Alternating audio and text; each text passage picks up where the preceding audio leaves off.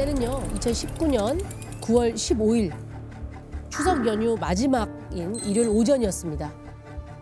군산경찰서로 예사롭지 않은 신고 전화가 걸려오는데요. 저기 우리 딸이 친구 집에서 납치된 것 같아요. 빨리 좀 찾아주세요. 자, 지금부터 납치됐다는 그 딸을 현주 씨라고 저희가 부를게요. 신고자는 현주 씨의 어머니였고요. 현주 씨 친구에게서 전화를 받고 많이 놀라신 상황이었다고 합니다. 그래서 일단 납치 현장에 친구 집으로 바로 출동을 했고요.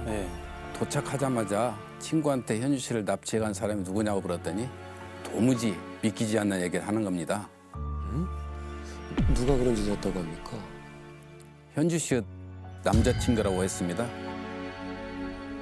근데 그런 건 이제 전화로 위치 추적하거나 기지국 수사라고 하잖아요. 그 위치 추적을 하면 바로 나오지 않을까요? 급하게 나가면서 현주 씨가 휴대전화도 미처 챙겨가지 못했더라고요. 그래서 일단 주변에 CCTV가 있는지 확인했는데 마침 집 입구를 향해 있는 CCTV가 있었습니다. 근데 상황이 심상치가 않았습니다. 집 앞에 승용차가 한 대 서더니 어떤 남자가 뒷좌석에 내려서 그 친구 집으로 들어갔는데 그 남자가 현주 씨 남자친구였고요. 근데 남자친구가 집 안으로 들어가서 얼마 안 지나서 차에서 두 사람이 더 내리는 겁니다. 돈을? 우리는 건장한 남성과 여성이 있었는데 남자친구가 현주 씨를 집에서 데리고 나오니까 집 앞에 기다리고 있던 여성이 다짜고짜 다가가서는 현주 씨의 뺨을 때렸습니다. 이것도 뭐지? 무슨 상황이야? 그리고는 그 건장한 남성이 현주 씨를 차 뒷좌석에 억지로 밀어넣고 바람처럼 사라졌습니다. 형사님들은 CCTV에 찍힌 차량 번호를 추적해서 운전대를 잡은 건장한 남성의 전화번호를 확보했고요. 위치 추적을 거는 동시에 이 남성에게 다급하게 전화를 겁니다. 야, 근데 그럼 전화를 받아야 될 텐데. 그렇죠. 아무렇지 않게 바로 전화를 받았습니다.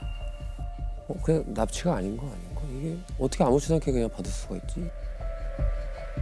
경찰인데 신고가 들어왔다. 확인할 게 있는데 어디냐? 이렇게만 말했죠. 근데 정말 아무 일 없다는 목소리로 익산에 있는 고깃집이라고 이야기하는 겁니다. 군산 아니었어요?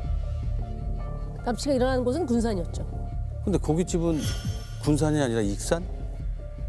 근데 고깃집? 갑자기 납치해서 고깃집? 납치가...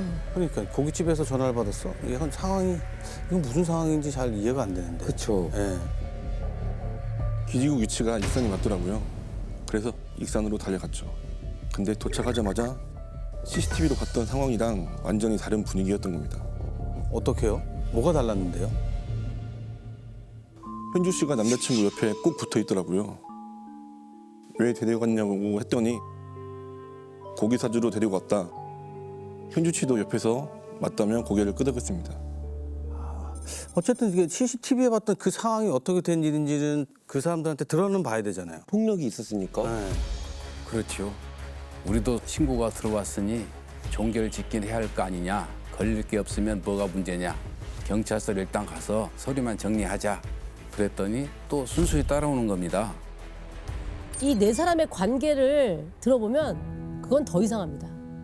우선 건장한 체격으로 현주 씨를 차에 강제로 밀어 넣었던 남자를 최 씨라고 부를게요. 그리고 최 씨와 함께 뒤늦게 차에서 내린 여성은 최 씨의 여자친구. 놀랍게도 현주 씨와 한 동네에 살았던 현주 씨의 아는 언니였다고 합니다. 그럼 현주 씨랑 한 동네 살던 언니가 현주 씨의 뺨을 때렸다는 거 아니에요? 그렇죠. 언니의 남자친구가 현주 씨를 차에 밀어서 태우고. 강압적으로. 얘들 왜 이래? 너무 이상하죠? 이상한데 이 사람들? 어떤 관계길 때문에 너무 이상하죠? 그렇지? CCTV에 나온 내용을 이제 검토를 해보면 현주 씨와 남자친구의 문제에 최 씨의 커플이 끼어든 게 아니고 최 씨 커플과 현주 씨의 사이의 문제에 현주 씨의 남자친구가 끼어든 이런 상황으로 보입니다. 왜냐하면 현주 씨 남자친구는 현주 씨를 최 씨 커플 앞에 데려다 주기만 했고 위력과 강압은 결국 최 씨 커플이 행사하잖아요. 이걸 본다면 아무래도 최 씨 커플이 현주 씨를 직접 만나서 반드시 매듭을 지어야 될 어떤 큰 이슈가 있어서 현주 씨 남자친구를 이용한 게 아닐까 이렇게 생각을 합니다. 또 이 남자친구의 하는 행위를 본다면 자기 여자친구를 뺨을 때리고 가는데도 그냥 있는 걸 보면 그게 이상하다. 최 씨 커플한테 뭔가 심리적 지배나 압박을 당하고 있는 상황이지도 않을까 이런 예상이 좀 되죠. 그래서 형사님들은 고깃집 앞에서 상황을 온전히 믿지 않았습니다.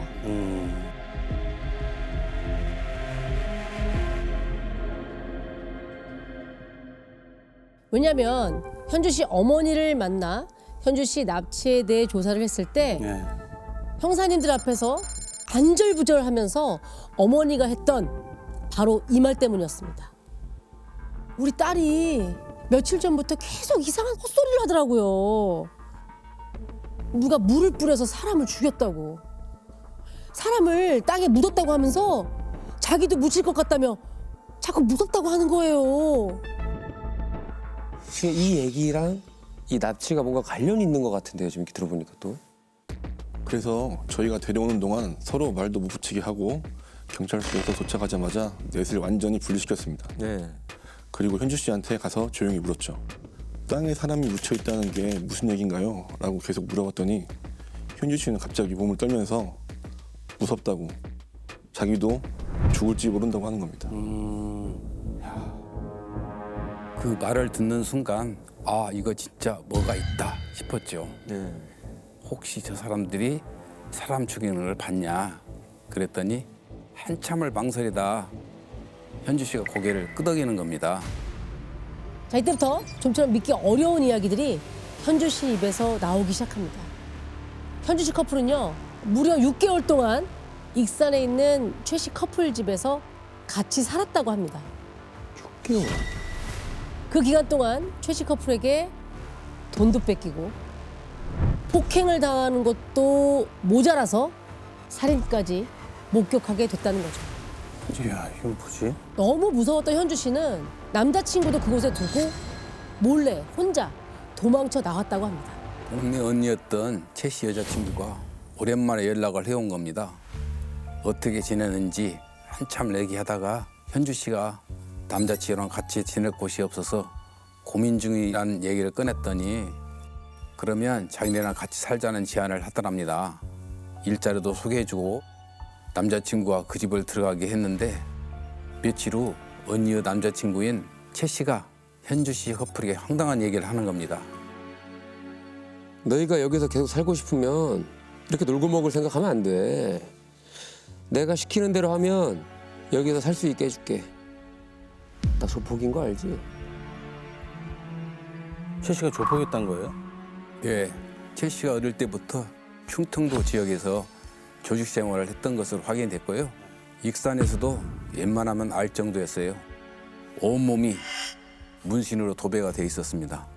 아, 하긴 진짜 조폭이었구나. 조폭이었으면 범죄에 좀 연관돼. 연관된 일들을 많이 시키지 않았나 싶네요. 시키는 대로 하면 살 수 있게 해줄게라는 말이. 그렇죠. 현주 씨에게 성매매를 시켰습니다. 최 씨가 채팅으로 성매수자들을 직접 찾아서 현주 씨를 약속 장소에 데려다 줬고요. 그렇게 번 돈을 전부 갈취했더라고요. 현주 씨 남자친구한테는 일용직으로 벌어오는 모든 돈을 빼앗고요. 근데 아무리 조폭이라고 해도 남자친구와 현주 씨 둘이니까 좀 용기 내서 마음을 먹으면 도망칠 수 있지 않았을까요? 그러니까 당하고만 있을까? 이게 성매매나 뭐 일용직이나 다 그러니까. 너무 이게 힘들 텐데. 초반엔 최 씨 커플이 현주 씨 커플의 휴대전화에 위치 추적 앱을 깔아서 일거수일투족을 감시했다고 했습니다. 그러다가 휴대전화를 결국 모두 뺏겠다고 했고요. 어느 날 현주 씨 남자친구가 몰래 휴대폰을 개통했다가 발각된 적이 있었는데 그때 심한 폭행이 있었다고 했습니다. 아, 현주 씨가 살인을 목격했다고 했잖아요. 그건 사실인가요? 대체 누구를 살해했다는 거예요? 그러니까요. 자, 이 집에는 놀랍게도 현주 씨 커플만 함께 살았던 것이 아니었습니다. 또 있어요? 또 있어?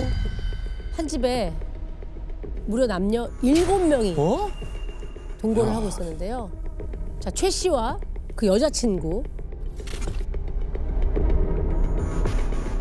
그리고 또 다른 남성인 홍 씨 이렇게 세 사람이 주축이 돼서 현주 씨 커플과 나머지 여성 2명이 이렇게 넷이 벌어온 돈을 갈취하며 살았다고 합니다. 자, 그럼 혹시 현주 씨 커플을 제외한 나머지 2명 그 여성분 2분 있다 그랬잖아요. 이 2분 중에 한 분이 묻히거나 살해된 걸 본 거 아닐까요?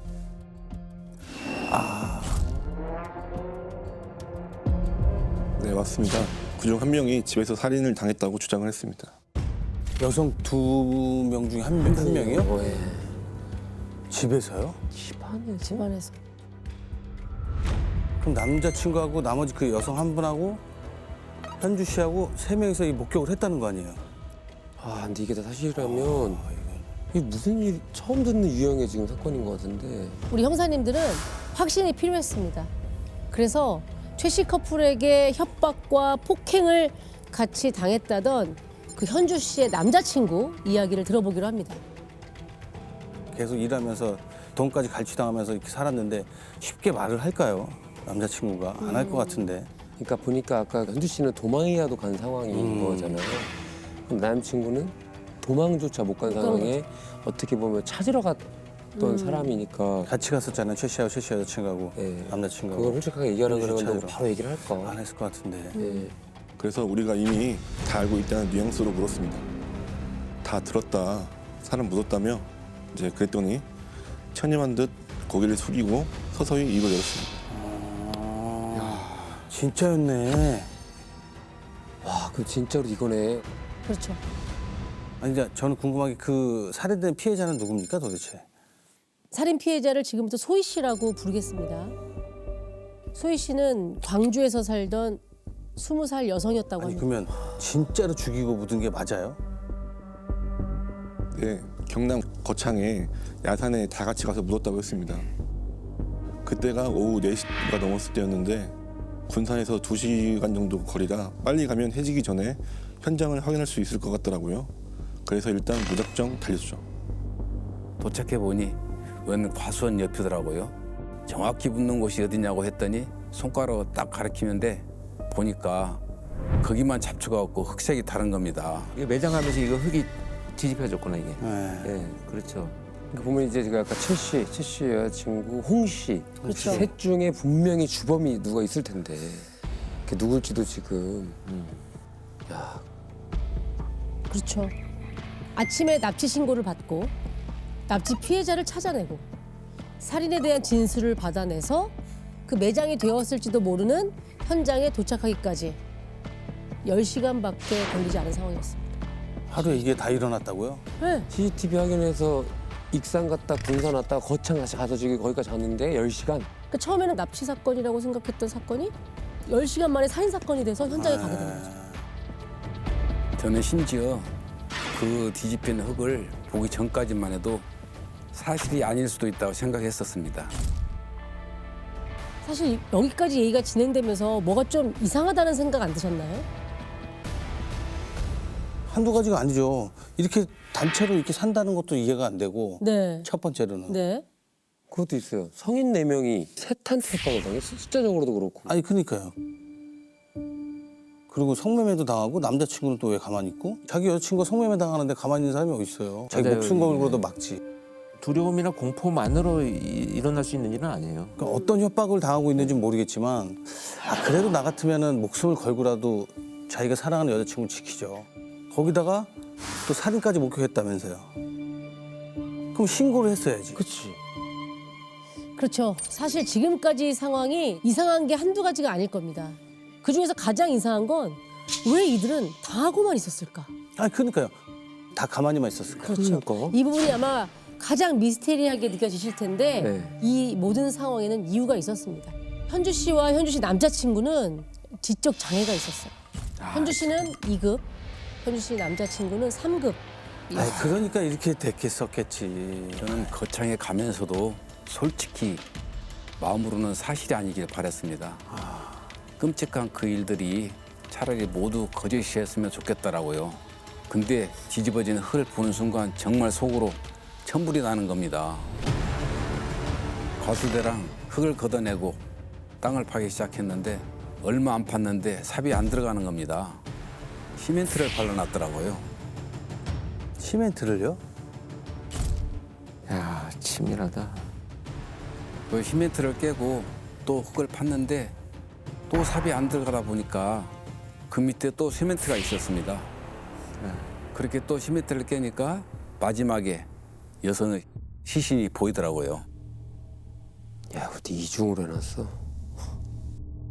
야, 진짜 잔인하다네. 기가 이렇게 막히다. 되면 이제 뭐 태풍이 온다든지 뭐 장마가 져서 흙이 떠내려가도 끝까지 시신이 발견 안 되게 하겠다는 이런 의도죠. 부패가 되면 또 냄새 때문에 또 그럴 수 있을까 봐. 기가 막히다. 시신의 상태는 어땠나요? 몸을 완전히 웅크리고 있는 상태였는데 알몸이었습니다. 깊게 묻고 시멘트까지 발라서 오히려 부패가 심하지 않은 상황이었고요. 사인은 뭘로 나왔나요? 사인은 외력에 의한 다발성 손상이었습니다. 온몸 전체가 성환대가 없을 정도로 멍자국이 보였는데요. 군데군데 딱딱한 피멍까지 보였습니다. 치아도 다 부러져 있었고요. 뼈도 골절돼 있었습니다. 찔리고 베인 상처도 셀 수 없을 만큼 발견이 됐고요. 심지어 익사소견까지 나왔습니다. 검 결과에서 딱딱한 피멍이 들었다라고 지금 하시잖아요. 네. 이거는 한 번에 생기는 게 아니고 상처에 계속 반복된 타격이 가해졌을 때 이렇게 딱딱한 피멍이 생기거든요. 그렇다면 결국 뭐냐면 죽을 때까지의 고통이 계속 이어져 왔다라는 것을 의미를 하죠. 익사의 소견까지 있다라고 하는 것은 정말 물고문까지 자행되지 않았나. 그래서 아마 목격에 처음 진술해서 물을 뿌려서 사람이 죽었다라고 하는 맞아. 그 진술이 나오지 않았나 싶어요. 그러니까 그 시신이 그 소희 씨의 시신이 맞나요? 네, 맞습니다. 지문으로 신원이 확인됐고요. 이미 2달 전에 광주에서 실종 신고가 들어와 있었습니다. 현주 씨의 납치 사건으로 시작된 이 사건은요. 강력 살인 사건으로 몸집이 거대하게 불어납니다. 예. 그렇죠. 형사님들 곧장 최 씨 커플에게 달려갔는데요. 그들은 입에 자물쇠부터 채웁니다. 최 씨 여자친구는 계속 묵비권을 행사했었고요. 최 씨는 잠시 고민하더니 입을 살짝 열기 시작했습니다. 근데 소희 씨를 죽인 게 자신이 아니라고 하는 겁니다. 자긴 홍 씨가 시킨 대로 했을 뿐이라고 계속 주장하였거든요. 홍 씨가 주범인데 지금 안 보이는 거면 도망갔다는 얘기인가요? 형사님들은 현주 씨 커플에게 진술을 들은 그날부터 홍 씨를 찾고 있었습니다. 주소지로 찾아가고요.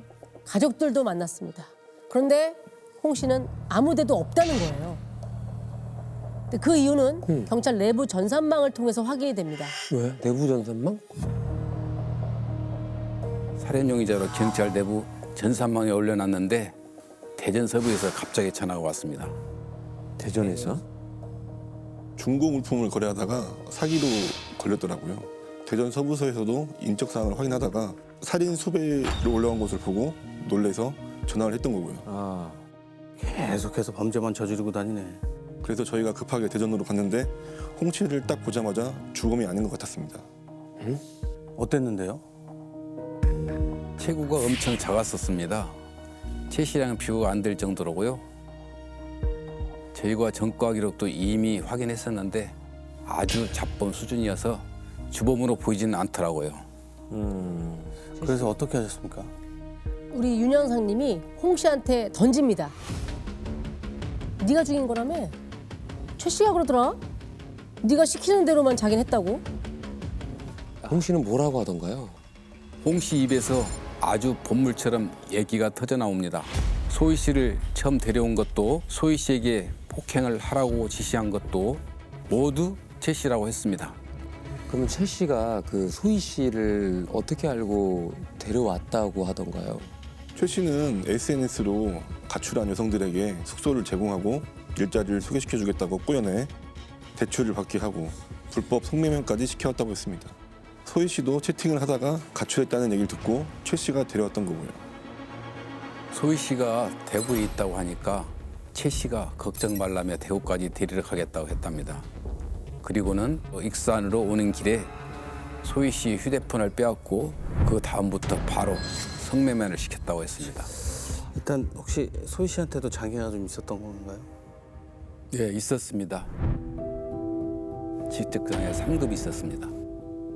정말 기가 막힌 건 소희 씨가 성매매를 하러 가서 매번 빈손으로 오는 데다 신용불량자라서 대출이 불발되면서 폭행이 시작됐다고 하더라고요. 아, 이게 안 된다, 이게. 너한테도 돈이 나오지 않고 돈이 안 되니까 따르다는 거잖아요. 그렇죠. 지가 뭔데 때려요, 지가. 상당히 가혹한 폭행이 이어졌고요. 그 가혹한 폭행만으로는 버티기 힘들었을 소희 씨를 최 씨가 가두기까지 했답니다. 무려 7명이 살았던 바로 그 집에. 지금 내부도 뭐 엉망이네요.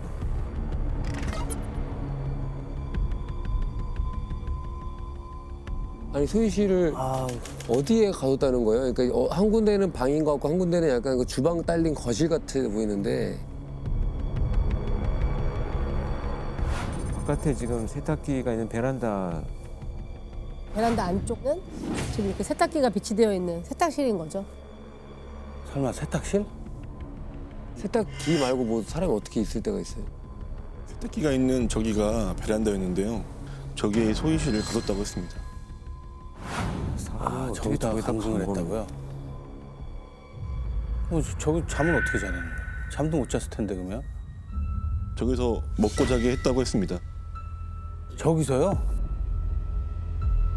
안에서 문을 열지 못하도록 거실에서 문을 잠갔고요. 소희 씨가 6월 말부터 사망한 8월 18일까지 얼마나 덥습니까? 그런데 베란다 창문도 열지 못하게 했답니다. 죽이려고 작정을 했네 아주. 저긴 베란다 오면 빛이 들어와서 엄청 덥고 8월까지 엄청 얼마나 덥겠어. 사람 못 해가 있어요. 때리면 상상도 못 하죠. 비닐하우스처럼 빡 그 찔 습한 텐데. 8월에. 그냥 돈 못 벌었다고 지금 저기 감금시킨 거 아니에요? 저 좁은 공간에. 네. 이유는 그거 하나입니다. 이게 뭐야? 이게 뭐 현대판 노예야 뭐야? 뭐 어떻게 저기 저럴 수가 있지? 아 근데 그 지금까지 이 얘기는 다 홍 씨의 주장일 뿐이잖아요. 홍 씨의 말을 100%또 믿어야 되는 상황인 게 맞는지도 좀 그렇기도 하고요. 믿을 수가 없죠. 최 씨와 홍 씨는 계속 이 추악한 일을 한 주범은 나는 아니다. 그다음에 서로 미룹니다. 상대방이다. 그래서 형사님들은 이 집에서 살았던 사람들의 휴대전화를 압수해서 디지털 포렌식으로 하루하루를 복구해냅니다. 그런데 증거가 될 만한 것들이 하나씩 나오면서 형사님들은 정말 비상에 걸리게 됩니다. 절대 외부에 유출되면 안 된다 해서 보안을 걸어둘 정도였다고 해요. 주범이 누굽니까? 주범은 최 씨와 홍 씨, 그리고 최 씨 여자친구 이 세 사람이 모두 소희 씨에게 폭행과 학대를 번갈아 가면서 합니다. 3명이서요? 네. 똑같은 공범이네. 사진이랑 영상으로 일일이 다 찍어놨더라고요. 정말 화가 나는 건 저희가 휴대전화로 증거 다 나왔다고 해도 절대 인정하지 않았습니다.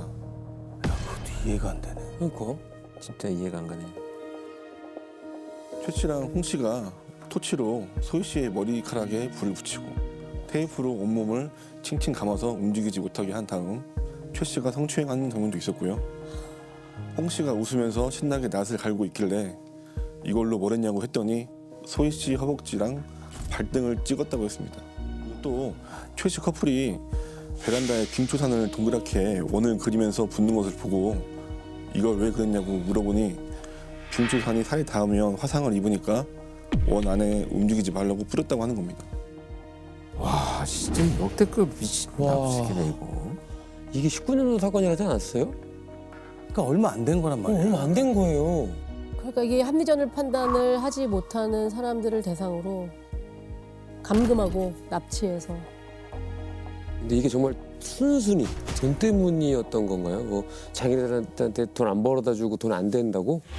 예, 돈 때문이었습니다. 집에서 명품 가방이랑 시계가 굉장히 많이 나왔었거든요. 피해자들한테 성매매랑 일을 쉽게 뺏는 돈으로 탕진을 하다 보니 소희 씨가 돈을 못 벌어오다 보니까 화가 났다고 진술했습니다. 2달 가까이 베란다에 가둬놓고 밥도 제대로 준 적이 없었고요. 이틀에 한 번 정도 종이컵에 이렇게 맨밥을 조금 담아서 주는 게 전부였다고 해요. 결국에는 소희 씨는 나중엔 제대로 서지도 못하고 네, 뭐 걸는 건 당연히 더 할 수도 없었던 그런 상태까지 이르렀다고 합니다. 아무리 건장한 사람을 그 베란다에 하루만 날아도 팔찌가 쓰러지죠. 와, 2달을. 낫으로 허벅지랑 발등을 찍어놓고 치료를 해줬겠냐고요. 그냥 방치했겠죠. 집에 구조를 보면 아시겠지만 쓰러져서 있는 거를 안에서 다 볼 수 있었던 상황이에요. 아 사람끼리 이게 아씨 말도 이게 안 너무 돼. 잔인한 거잖아 이건 진짜. 아 너무 끔찍한 얘기지만 그 상태에서 지들끼리 생일 파티도 했답니다. 그러니까 진짜 악마가 있다니까 사람 안에는. 그걸 보면서 자기들 안에서 맛있는 거 시켜 먹고 했겠죠? 고통스러운 걸 밥 먹고 보면서 고통스러운 걸 보면서? 지들은 배가 고팠을 테니까 7명이 살면서 분명히 폭행을 하면 소리도 질렀을 거고 그 주위에서 알 수 있었을 텐데. 입을 행주를 물려서 소리를 내지 못하게. 근데 아까 전에 그 소견 중에 소희 씨가 익사 소견이 있다 그랬잖아요. 네. 온갖 학대로 기력이 쇠할 대로 쇠해진 소희 씨가 사망 당일 옷을 입는 때 바지의 변을 보게 됩니다. 그걸 보고 최 씨가 갑자기 뜨거운 물로 소희 씨에게 뿌렸고요. 소희 씨가 미끄러지자 홍 씨가 소희 씨 머리를 잡고 코와 입에 뜨거운 물을 계속 쐈다고 합니다. 이때 소희 씨가 숨을 못 쉬자 최 씨가 연기를 한 다음에 물을 더 뿌려라고 했고 홍 씨는 소희 씨를 발로 받고 계속 물을 뿌렸답니다. 그렇게 소희 씨가 숨이 멎었어요. 다음은 최 씨 여자친구가 119에 신고를 하려고 했다고 합니다. 그때 최 씨와 홍 씨가 뜯어 말려요. 소희 씨 몸에 있던 상처 때문에 혹시라도 본인이 야. 잡혀갈 것이 두려웠던 거죠. 아, 결국은 그랬구나. 그래서 그때 최 씨가 안매장을 제안했던 거였습니다. 그러면 그 안매장을 한 거창은 어떻게 알고 글로 가게 된 거예요? 최 씨의 친척이 살고 있었습니다. 저희가 그 친척 집을 찾아갔더니 친척이 하는 말이 어릴 때는 자주 왔지만 성인이 되고서는 한 번도 찾아오지 않던 애가 갑자기 불쑥 찾아와서 커피를 마시고 갔다고 하더라고요. 그렇게 친척 집 찾는다고 돌아다니던 날 소희 씨를 묻었더라고요. 최 씨, 홍 씨, 현주 씨, 남자친구 이렇게 셋은 삽으로 땅을 파고 나머지 여성들은 잘 보이게 휴대전화로 불빛을 비춰줬다고 합니다. 다음 날 비가 와서 혹시 빗물에 덮어놨던 흙이 휩쓸릴까 봐 다시 또 다 같이 합니다. 며칠 후에 한 번 더 가서 2번째 세멘트 작업을 했답니다. 아 진짜 무서운 놈들이다. 일부러 공범으로 하게 하려고 다 같이 다닌 거네요. 그러면. 네, 맞습니다. 사실 최 씨랑 홍 씨는 과거에 교도소에서 만난 사이였고요. 최 씨가 성매매 하면서 같이 돈이나 벌자며 제안을 하니까 같이 살았던 건데 살인 사건까지 벌어지자 무서워서 도망을 간 거였더라고요. 교도소에서 만나는 애 교화하라고 보내놨더니 거기서 더 끔찍한 범죄를 계획해서 나오고. 아 진짜. 재판 결과는 어떻게 났습니까? 보니까 받을 수 있는 죄목은 다 받았습니다. 살인, 성매매 유인, 특수상해, 특수폭행, 사체 유기, 감금. 죄목이 너무 많아서 다 읽어드릴 수가 없을 정도예요. 1심에서는 최 씨는 30년, 최 씨 여자친구는 7년, 홍 씨는 20년을 받았었는데요. 원심을 깨고 형량이 더 받았습니다. 최 씨는 30년에서 무기징역, 최 씨 여자친구는 7년에서 8년, 홍 씨는 20년에서 25년 이렇게 늘어났더라고요. 소희 씨만 죽임으로 몰고 간 게 아니라 다른 이 현주 씨하고 다른 또 한 명의 여성과 남자친구도 거의 죽음에 몬 거잖아요. 그렇죠. 그렇죠. 예. 이게 사건이 이렇게 밝혀지지 않았다면 다음 피해자는 계속 나오죠. 내가 볼 때 현주 씨, 현주 남친 현주 씨와 아니에요. 현주 씨 이 남자친구가 사람도 될 수도 있었어요. 죽었을 수도 있어요. 여기 있는 사람 다. 최 씨, 홍 씨 그리고 그 최 씨 여자친구한테 당했던 그 나머지 피해자분들은 지금 어떻게 됐습니까? 공동 감금과 사체 유기죄로 받긴 했는데 모두 집행유예가 선고됐습니다. 그래. 피해자인데. 시키는 대로 할 수밖에 없는 상황이었으니까. 전 제일 황당했던 게 조사 다 끝나고 최 씨에게 마지막으로 하고 싶은 말이 없냐고 하니까 여자친구 만나게 해달라고 하더라고요. 그래서 뭔 얘기를 하나 봤더니